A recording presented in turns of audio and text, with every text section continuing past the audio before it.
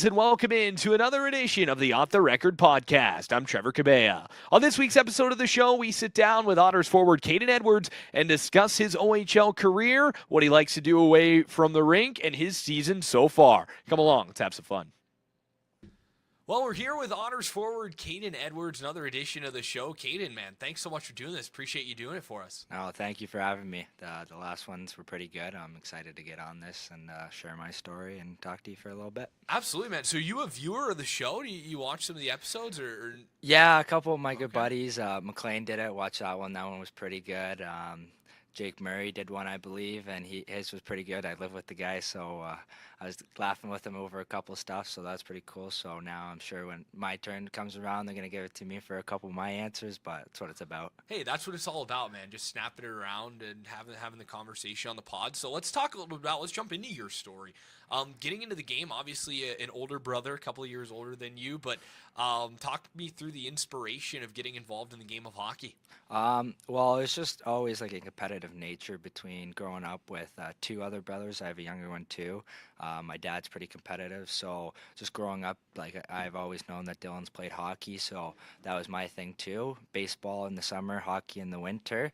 So it was no matter what you're doing something and you're doing it to win, and kind of being in that competitive nature and always being able to go against my brother and train with my brother kind of gave me an edge on competitiveness, like seeing the game in a different style. Obviously, he's older, he's been in the league longer, he's been playing the game longer, so it's good to have a resource like that. Not many people have that in their lives, so just having him by was cool, especially being able to play with him.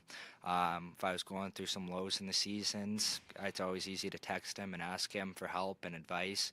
And, of course, he's my brother. He's going to give it to me, and he's been through a lot through his OHL career, so he's a great resource to have for me, and I'm beyond thankful for the Otters for giving me a chance to play with him.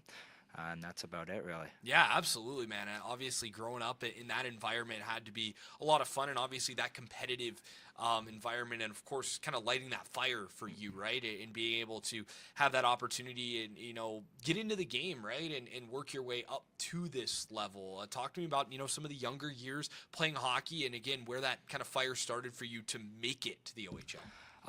Just really just seeing that Dylan made it and his story of being a late round pick and making it out of camp and then coming to the league his second year, just kind of inspired me to do better, as I wasn't picked the highest either, and it inspired me that he can do it, so can I. Just put your nose down and go to work, you know what I mean? And it doesn't matter what round you're picked or how tall you are or how fast you are, how skilled you are. It's how hard you work and how big your heart is. So just seeing that from him really gave me that fire to give it all I got and really give this sport everything. Absolutely. And so let's fast forward. You get the call that you're going to be coming to Erie Otter. You're going to be drafted by the Otters. I know Dylan was so excited when you were picked by Erie. What was that moment like for you and your family? It was pretty funny because Brownie actually called me a couple times and I didn't answer. I'm not very good at answering my phone. So then my coach I was playing for at the time told me to get on the ice.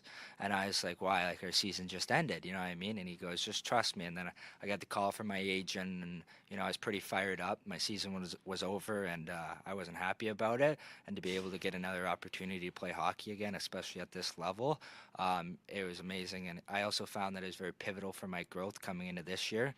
Having those 5 to 10 games last year really helped me set the guideline on what the league is, what type of league this is, and what do I got to do, being a smaller guy, undersized, not the heaviest, not the fastest. So it kind of gave me a guideline on how hard I had to work.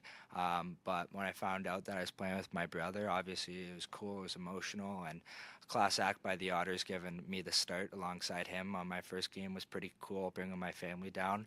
But it was just a bunch of different emotions, and obviously it's something you look forward to, playing hockey from a young age. You want to be at this level, and it was just a dream come true. Yeah, and obviously getting your first goal out of the way last season as well. How important was that for you to, again, establish yourself at this level, giving you maybe that confidence going into last summer that, hey, I can play at this level, and I think it kind of goes back to what you just mentioned there. Yeah, the goal that I scored was a nice one. It was against, even though the London team had a couple guys out, It's true. it was against a great goalie who's signed to the NHL. Cam Allen, Bruce Devich, those guys were on the ice, so those are some top players. And knowing that I could play with those guys and produce at that level just kind of gave me an off season of a guideline to go into and continue to work because you can't be satisfied with nothing, right? So, but it was just cool, I was thrilled about it. My fifth game in, Dylan gave me a big smack. He's like, "You scored in your fifth game," and took me like 38 games to score. So it was pretty cool, kind of, beating him in that sense of competitiveness. You know what I mean? Yeah, anytime you score against London too, that's a great way, especially as an Erie Otter, to Yeah. get yourself Yeah. familiarized and again beloved by the fans. Yeah, no, it was definitely cool. It was the last game of the season was. too, right? So it was special. The energy was just different in the building. Philly also got his first It's goal true. that game, so it was pretty special. Just the vibes around the room, everything, and then being able to get ready on playoffs and not kind of burden any weight on my shoulders and kind of just do my role that the team wanted me to do. Yeah, I think it was important too. And again, looking back to last year's team, like as much as that game was against a team that, that London team, not all the superstars played, I think that game was so important for the team's confidence. Not that you guys weren't confident already, but going into that playoff series with Saginaw, felt like that game was huge for momentum to go into the series because if you remember back, the last night against Ottawa did not go so well. Yeah. So to go and you beat London the next day, and then boom, you're right into the playoffs, you're feeling good, offense is clicking, and then obviously you do what you do against Saginaw. Yeah, it just keeps building from the last game. You score a lot of goals. You obviously feel good going into the playoffs, and you have a good first game in Saginaw, and then, things just keep building and building on top of each other, and then the guys start getting together. The team's doing well. Everyone's happy. You're winning games. There's nothing really to be down about. It helps the team, with that last game being such a high, like a lot of shout out to the fans for keeping Yeah. great energy and showing up, even though it's the last game. It means a lot to the guys and the teams to like fight for wins and to see this crowd get into it. It's an honor and it's truly something special. Yeah, it certainly is. And those London games, man, I know you've played in a few now. There's nothing like it. No, it's unbelievable. The Sweet Caroline, London Sox, it's a good rivalry. They're obviously always a good team, very competitive. So it's always fun playing against them, getting in the corners, battling them. Fans are always engaged with it because obviously they hate London, right? So it's obviously cool to be able to beat them and have our fans behind us. Yeah, it certainly is. Always a lot of fun. Again, so many memories thinking back. Did you ever attend one with Dylan playing? I know, obviously, again, the separation in years is only, what, 3 Yeah, from you 3 guys? years, So, like, yeah. it's not like Ricky, for example, Evan Hedrick, whose brother was obviously on the 2017 team and then now plays with the Otters. So, a little bit closer to where he was obviously in attendance for when the team won the championship in 17. Like, so maybe not, a little different, I guess. No, yeah, I was at a lot of games. Obviously, we came up to Erie quite a bit, especially the years before that when they played Kitchener in the playoffs. I was at every game. Kitchener. What a series that Yeah, was. it was unbelievable. Some of the best hockey I've ever seen played. It was unfortunate how it ended, but yeah, we always make the trip up to London. It's a great arena, obviously one of the best. Fills up. So I've been to a couple London Erie games, and it's just like the type of energy is different. Like, Yeah. you walk into the building, the fans are engaged right away, the players are setting the tone early, so it's pretty cool. It kind of gives you like an experience of what it is and like the pros and like that playoff hockey without being in the playoffs type of vibe. Yeah, absolutely. It's nothing. There's nothing like it, and this place behind us too, and it gets packed, man. Oh, I can it's something imagine. special. For you guys down there on the ice, that just has to feel like the coolest. Yeah, it's the best. Like you're having a good shift, and the crowd's oohing and awing and getting into it.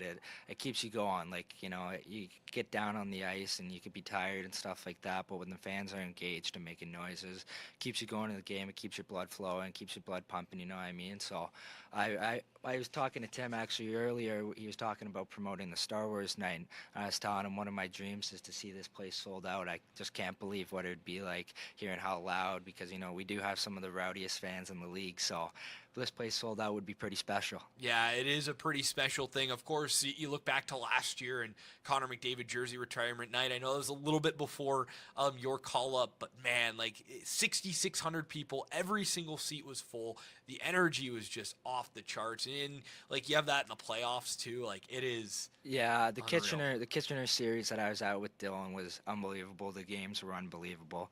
The fans were filled. There wasn't much seats available, if not all. And it's cool just seeing what type of fan base we have and the community we're backed by.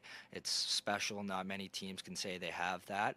So it's just an honor playing in front of such a great organization with great fans. Yeah, it certainly is. And obviously for you, talk about the playoffs too and how important that was for your game again coming into this year, being around the team, being with the team during the postseason and again allowing that to develop, understanding, what the winning culture is like and what playoff hockey feels like.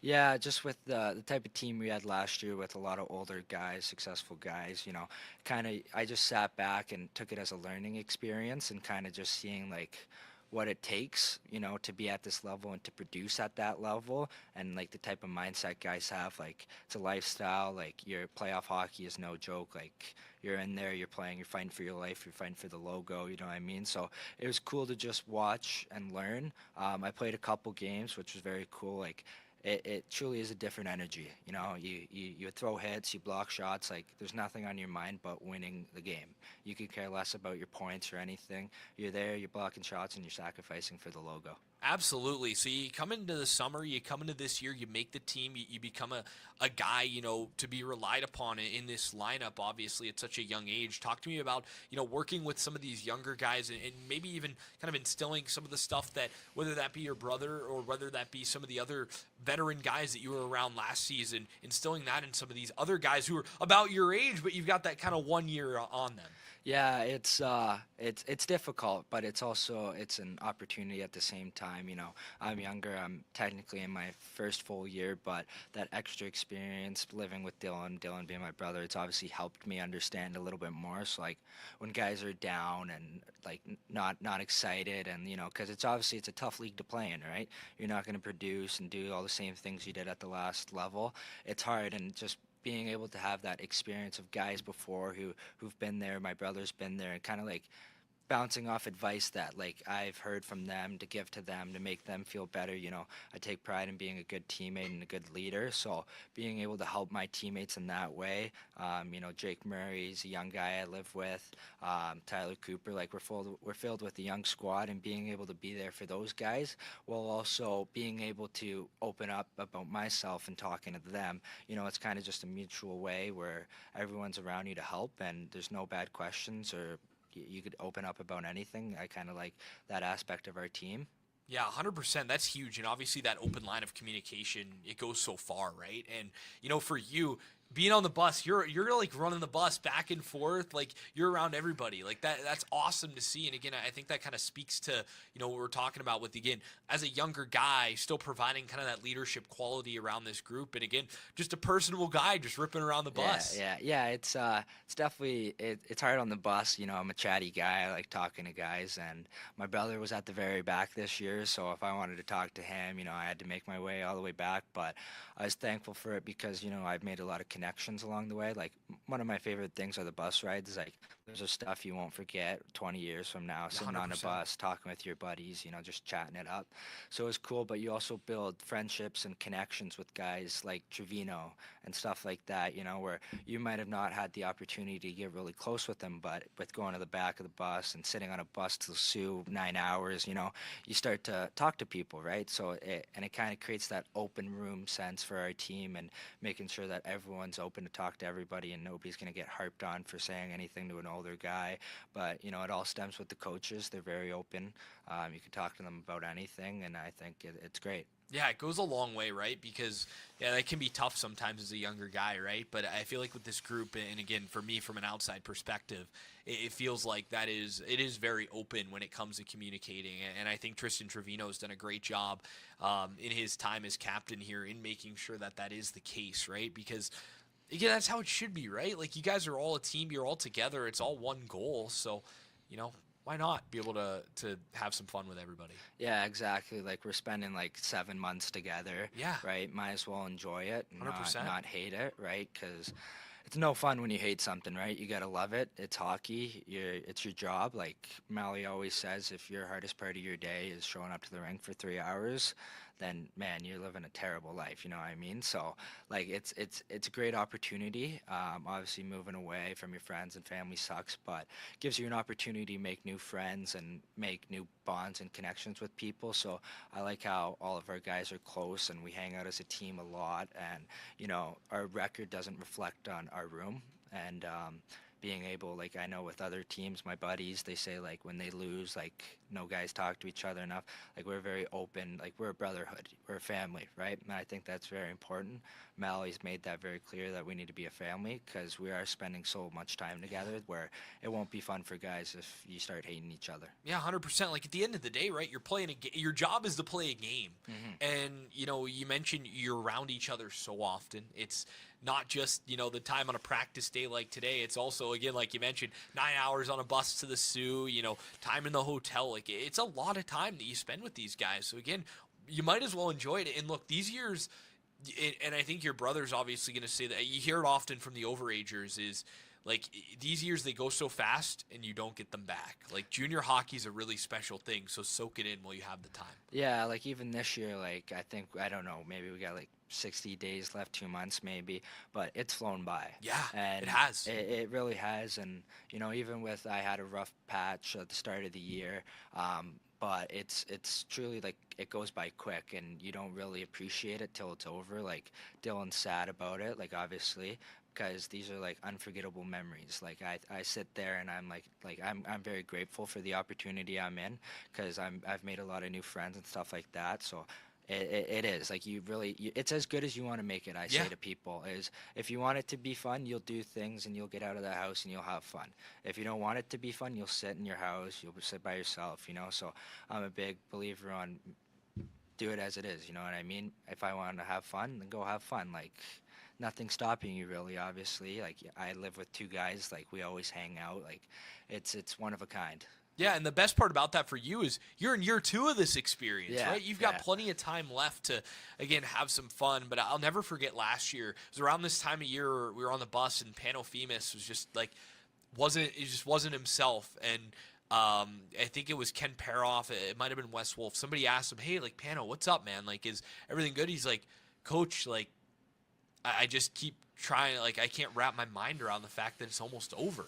Like, this part of my life is almost over. And that, like, for me, just kind of like sitting there as a bystander, just like kind of stuck with me. I'm like, you know what? Like, man, like, you almost see it as every day, right? Like, it is a grind, but at the same time, like, yeah, these years, especially for you guys, like, even for me at 23, like, the college was kind of like my thing when it comes to that. But, like, for you guys, like, yeah, you don't think about, like, man, these guys, like, life kind of hits you right away. And I think it's nice now that you have the opportunity to go to school out of this league, because then you get to almost have that, you live this kind of life now, and then you get to redo it again, especially for those guys that get that opportunity. So it's interesting just, hearing different guys' perspective on junior hockey and on the OHL, and, moving away for you at 16 years old, moving away from your friends and family to not only a new city, but a new country, and then having to live essentially a new life. It's remarkable just what you guys are able to do.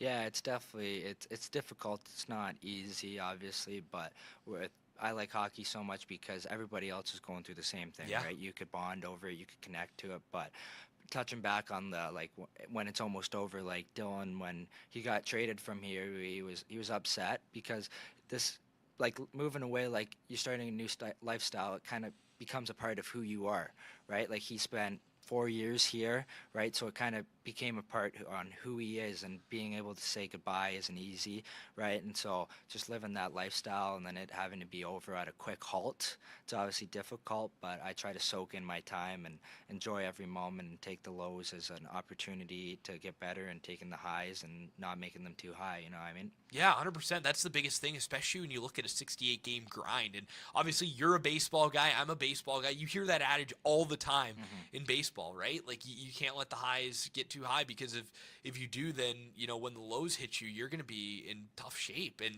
being able to navigate that and having that mental strength, I think, is really important. And I think that translates really well to the game of hockey as well, right? Like, you played baseball, you understand when you're going through it, like, it's not fun. Yeah, it's the mental side of things are hard. It's tough. You move away from your family, your friends, your girlfriends. It's tough, right? But being able to be around a lot of guys helps with your mental health. It's a hard league to play in. If you're not, you hold yourself to a high standard, and when the lows get low, they could get really low. And I've dealt with that this year, but I've learned through talking about it and opening up about it that it's very important that you take the lows as a learning opportunity, and then the highs you can't take too high, or you'll be right back on the lows. You can't be comfortable with being good. Yeah. There's always a way to get better. Yeah, 100%.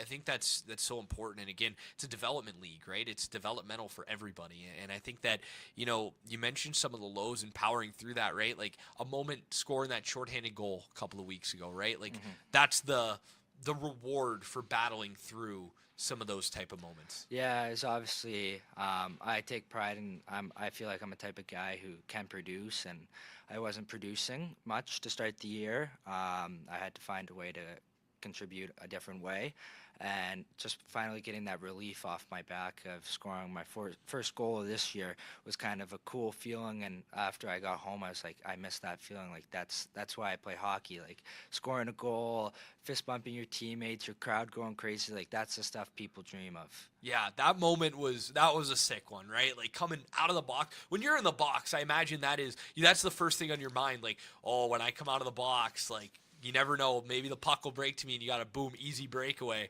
and it just happened that way. Yeah, like I obviously the first minute of the penalty kill, I was upset that I got called for a penalty.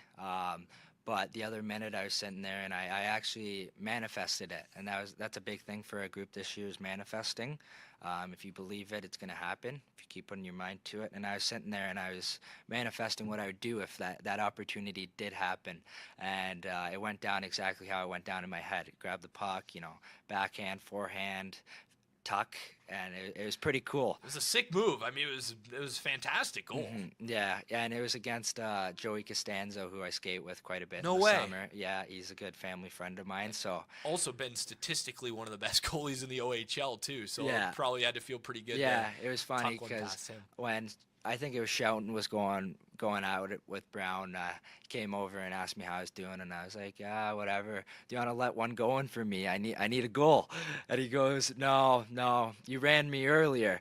And then it's funny enough, I ended up scoring on him not too long after, so that was pretty cool. And then giving it to Villanova on the way back because he gave it to me when I took that penalty, so it was kind of good and it was kind of cool, and that kind of got my blood going and got the team going for a little bit of energy, so it was great. Yeah, that was a sick moment. That's again, I look back at Hendrick's goal against Sarnia, that one for you, like Plonner's breakaway against Niagara a few years ago. But again, it's a long season, man. It is a long season. But no, like as moments when this year ends, like those are moments that you're gonna look back on, like you put the highlight tape together for the 2025-26 Erie Otters. Those are what come to the front of your mind. Yeah, no, it's good, and it's just like the guys had a lot of excitement for me because they knew how bad I wanted to get my first on the year. But it's just like when Hedrick scored against Kitchener, it's amazing, against his old team, like all the guys rallied behind him and cheered with him after and got him excited. The crowd got into it. It's just a different type of environment in the stadium that like everyone was genuinely happy for him, and that's what hockey's about. Yeah, 100%, man. That is exactly what it's all about. And for you guys to come up with those type of moments, again, that's what it's about, right? And you mentioned you having some words a little bit down there on the ice. Are you a pretty chatty guy down on the ice? You like to chirp a little bit? Yeah, I'll mix it up from time to time. Okay. Obviously, you want to give yourself and your team any competitive edge you could get, and then if that's by throwing off a guy like Nathan Villeneuve, who's a very good player, off a little bit, then that's just a positive, right? So it's always something you could add to your game by finishing your check, giving it to a guy after the whistle, giving him a little love tap after a whistle, just letting him know you're there. Gives you that slight little bit of edge, kind of like a Brad Marchand type of player, and everyone hates that guy, but I'm sure they'd love for him to be on your team because he creates creates that sense of competitive edge.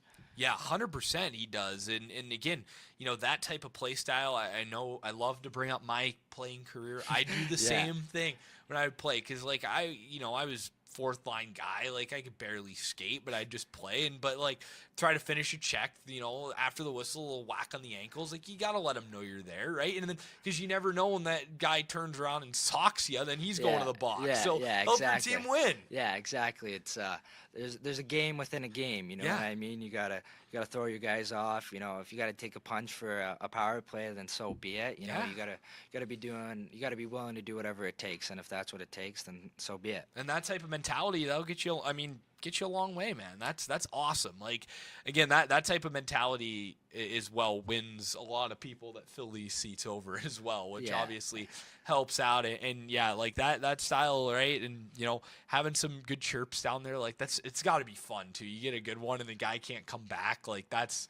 Yeah, it is pretty cool. You feel good about yourself going back to the bench, being like, he didn't know what to say. Or like even last game against Kitchener, I was talking to my brother for a bit. Then the ref blew the whistle, and I pushed his skate back, and he almost ate it face first. And it's just kind of like it's my brother, but at the end of the day, he's wearing an opposite jersey, so there's no friends on the ice. You gotta be ready to play. And there's a game.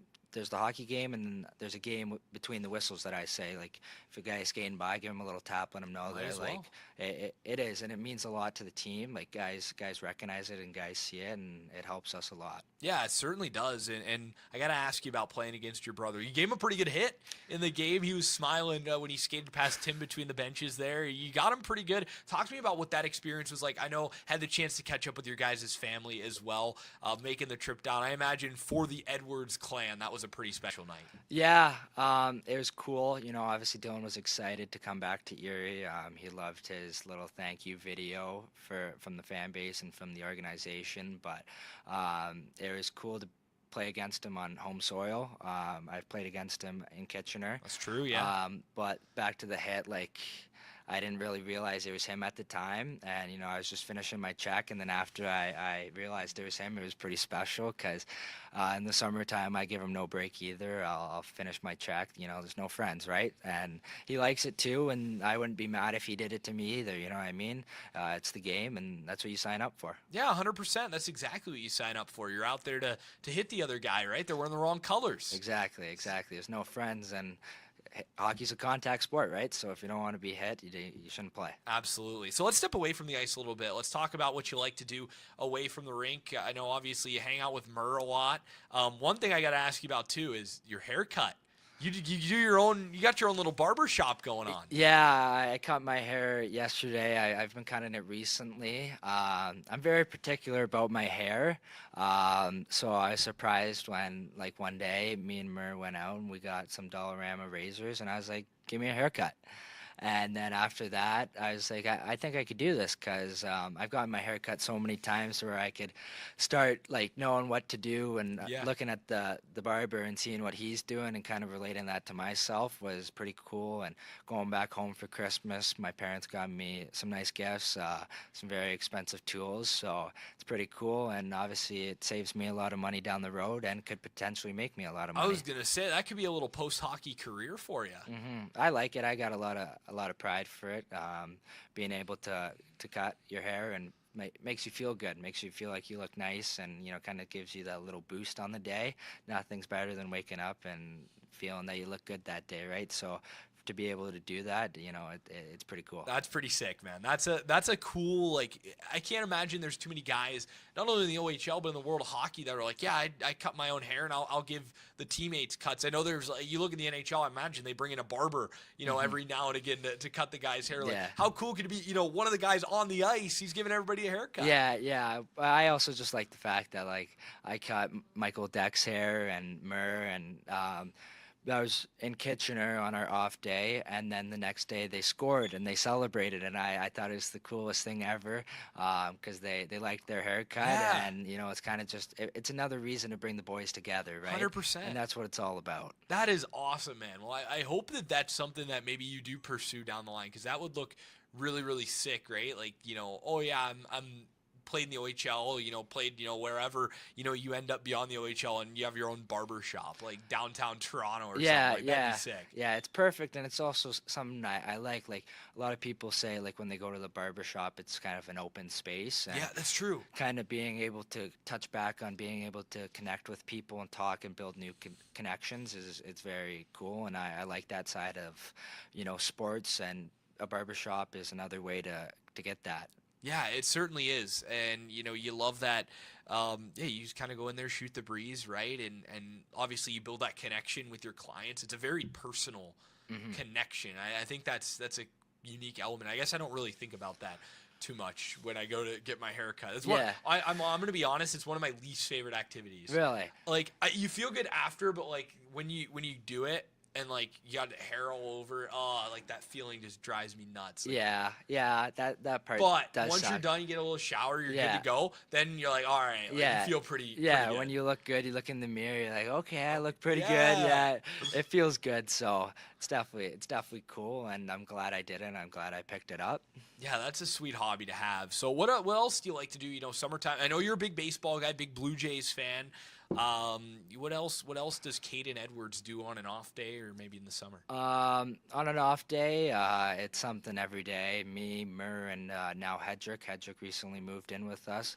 It's always something. We're a bunch of different thinking guys, and it's just whatever we're doing that day. And I like living with them. It's very fun, and you can't really say we do anything scheduled. It's just let's just have fun, and we have a lot of fun at the house. And in the summertime, I work out, train, stuff like that. But when I'm not doing hockey things related, I'm hanging out with my friends, and I play in a softball league with my dad and my brother. Oh, no way. Yeah, so that's pretty cool because obviously I can't play baseball at such a high level anymore. My dad got back into softball after being out for a while, and they didn't have enough guys, and they asked me if I wanted to play, and ever since that, I was like, oh, this is awesome. It's like baseball, but you don't have to take it as serious. Yeah. You could show up for game time, just get a little warm. You don't got to train in the off season for it, so that's something I have a lot of fun doing in the summer. Yeah, that's really awesome. Baseball's the best, man. It is. I love it. At one point when I was younger, I was always like, I want to play baseball. I want to play baseball more than hockey, and eventually I grew out of it, and I started liking the fact that in hockey you could hit somebody. That's true, yeah. The physical nature of it, but doesn't mean I don't love baseball any less. It's still one of my favorite sports. There's nothing better than just being at the ballpark, man. I'm yearning for the days, man. I love it. It's just the best. Sitting there, and I was a second baseman, eating some seeds, making a sick play. Well, you can chirp the guy on second base too, right? Yeah. If there's a runner on. Like, there's still that element of the game. Yeah, yeah. Like growing up, I actually played against Tyler Challenger. No way. Yeah, his team was always one of the best, and it would always be my team against his team in the finals of the OBA, so of all of Ontario, and he always beat us, unfortunately. Of course. Yeah, they had a really good team with also OHL player Pearson Bowie. Oh, he played baseball too? Yeah, he also played on that team with Challenger, so did Alexander Bilecki. Okay. So it was kind of just seeing like the connections. So who's who? It's a small world, you know what I mean? A lot of the hockey guys playing baseball in the off season, so it was competitive because those hockey guys do have a different sense of competitiveness, and it's cool. And I've made a lot of memories about it, and friends, and lifetime long memories that I won't be able to forget. Dude, that is so cool. Like, that's what it's all about. Do you go to many games in the summer? No, not really, because Blue Jay games are expensive. They are, and the ballpark is so tough to get to. Yeah, like I live pretty local to it. Like it's not far of a GO train ride. It's just more the expense of it. But I like to watch a lot of the games on TV when I can, the highlights and stuff like that, because they're getting better. I like go to the World Series yeah, last year. Yeah, it was devastating. We were on the bus in Owen Sound. We got to Owen Sound, and like nobody wanted to get off the bus. It was like 2:00 in the morning, and Mally's like, "Nope, you guys got to go do it. Like, hurry up quick. Like, the game won't be over." And we go and run inside, and fans are still in the arena watching the game on the jumbotron, and it was just like that type of thing is like what baseball and sports are about. Like we played Barrie that night, and my dad was still in the bar watching the game, and he ended up meeting a couple Barrie players. So that's I was like, that's like, I took a seat back, and like that's what sports is about, like bringing people together, and it's really cool. It was really cool how that run kind of brought the entire country together. Yeah, because, they didn't have much expectations going into the year, and obviously whenever a Toronto team does well, the city's a better place and the country's a better place because everyone's rallied behind them. When the Raptors won, the Leafs are good. They just need to get over that hump. But the Blue Jays, like, they're the only Canadian team in the MLB, so it was really the whole country was with them. Yeah, certainly was. Well, Cato, this has been an absolute pleasure, my man. I got to ask you with one last thing. This is how I always wrap it up. One goal for yourself at the end of the year. How do you see this team finishing as well? I'd want to see this team finish with a lot of progress. Every guy take a step in the right direction. I'd want to see my teammates succeed and, really take that next step so we could be a better hockey team next year. Absolutely. Kayden, man, this has been a lot of fun. Thanks so much for coming on. Thank you. Absolutely. That'll do it for another edition of the On The Record podcast. You can find us anywhere you get your podcast. Just search OTT The Record. For our guest, Kayden Edwards, my name is Trevor Cabella. We'll see you again on another edition of Off The Record.